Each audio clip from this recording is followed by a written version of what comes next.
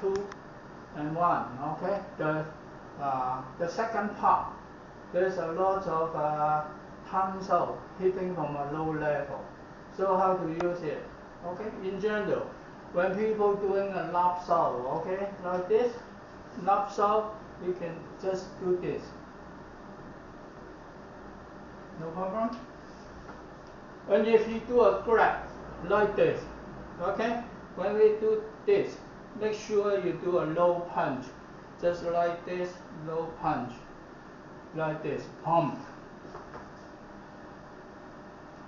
Okay, so why do we need to do a low punch when people got a grab like this? Okay, if he's holding very tight, I try to make a circle, and my hand still get trapped.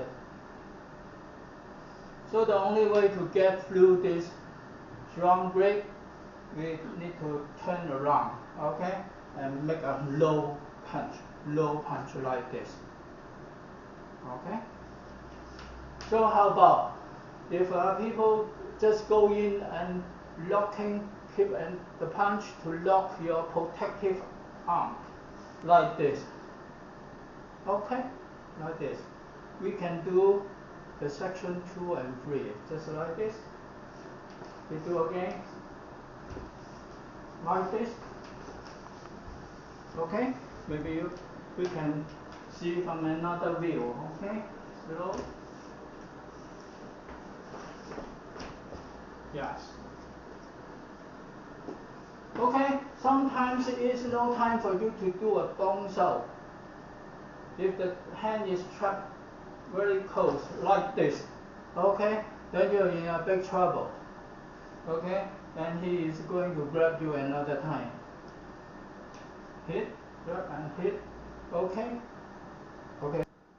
Oh, the complete form. Once more, and you lap down. Okay.